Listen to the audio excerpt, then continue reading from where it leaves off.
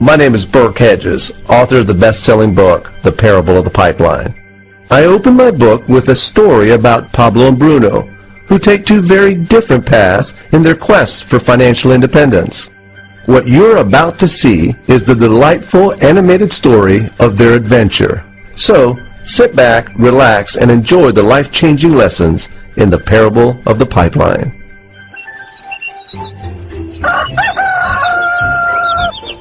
Far away, in a small village, near a beautiful valley, lived two friends, Pablo and Bruno. They were both young and dreamed of a better life for themselves. They'd often discuss their dreams about how they would become the most successful men in the village. They weren't afraid of hard work, and they searched for opportunities to help realize their goals and achieve their dreams. One day, an opportunity presented itself.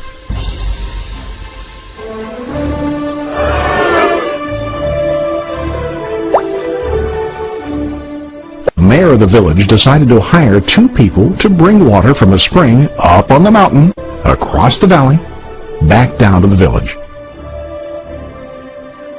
They were to be paid based on the amount of water delivered to the village. Bruno and Pablo enthusiastically got to work. Every day, from morning till evening, they carried buckets to and from the spring. They worked hard, carrying water to the village. In the evening, they'd return home with their day's wages.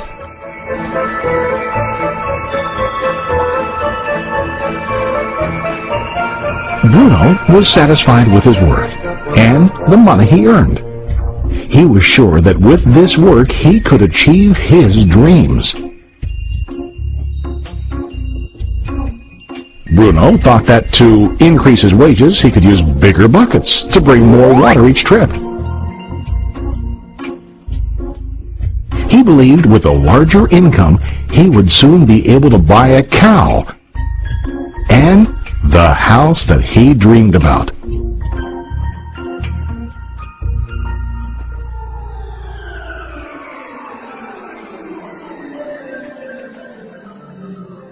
Now Pablo was not satisfied. At the end of the day, his back and hands ached, and he was exhausted. He was looking for an easier way to earn more. One day an idea occurred to Pablo. He imagined building a pipeline to deliver the water from the mountain spring to the village. With this pipeline, he could get more water to the village without carrying buckets back and forth from the spring to the village.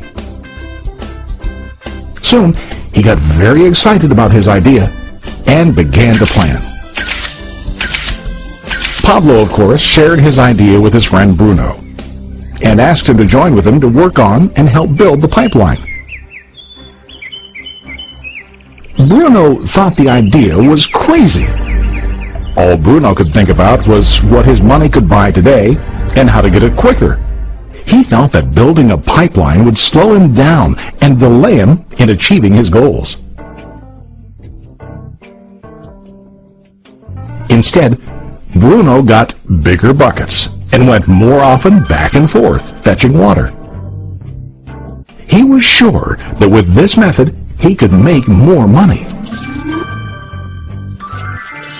Pablo decided to build the pipeline on his own. He understood that it would not be easy to build, and it would take time to complete the pipeline. Pablo knew that it could take several years to finish, but he set his mind on his goal. Every day he worked and carried water like before. But on weekends and during his spare time, he worked hard to dig in the rocky soil and build his pipeline. In the first month, there was little to show for his work.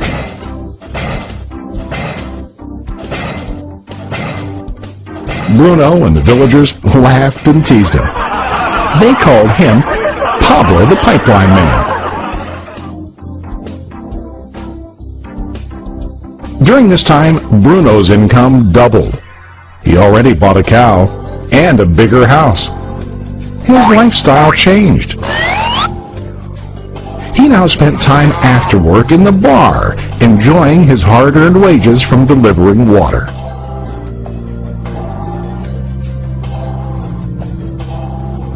What Bruno didn't realize was that his body was starting to stoop from carrying heavy buckets every day.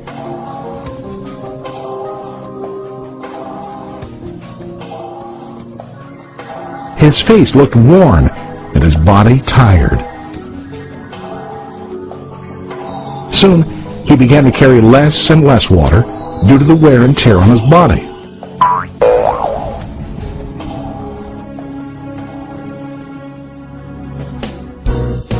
Month after month, Pablo worked. Soon a year passed, and then a second year. Finally, Pablo finished his pipeline. He now used his pipeline to deliver water to the village instead of carrying buckets. Pablo was now earning more money than ever before. The water continued flowing to the village, while Pablo wasn't working. While he slept and ate, the water flowed. Pablo was happy and proud of his insight, persistence, and hard work. Now his income flowed as long as the water flowed through his pipeline.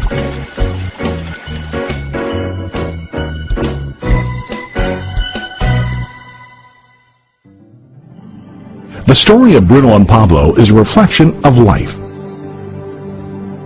Their jobs symbolize what most people do to earn money. Bruno gets his money using buckets. He goes back and forth, carrying his buckets from the spring to the village in exchange for money.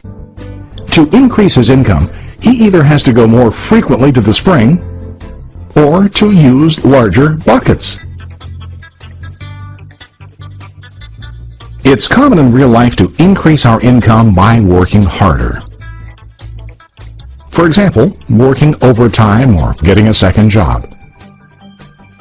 We also increase the size of our buckets by accepting a higher paying position, which often includes spending more time on the job. Most of us exchange time for money like Bruno. We know that every person has only 24 hours in the day and that it's not possible to use all our time to work. The most difficult time comes when we can no longer exchange time for money due to age, health, or other reasons. Then, our income stops. Now let's review what Pablo did.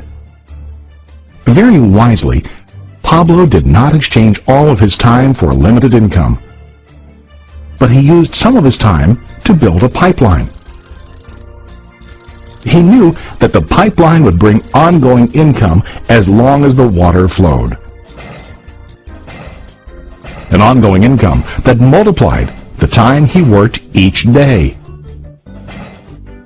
Pablo knew that someday, maybe because of age or health, he would no longer be able to exchange his available time for money. Pablo knew that if he could make his idea of a pipeline work, then he only has to do the hard work of building the pipeline. After the pipeline was completed, Pablo was able to monitor and maintain the flow of water to ensure that his income will continue. Pablo has shown us that to earn an income, we don't always have to directly exchange time for money. There really are better ways. How about you? Are you still like Bruno, who directly exchanges time for money? Or do you want to be like Pablo, building and maintaining a pipeline for ongoing income? If you are interested in the idea of building your own pipeline, contact the person who lent you this presentation. You can start building your pipeline today.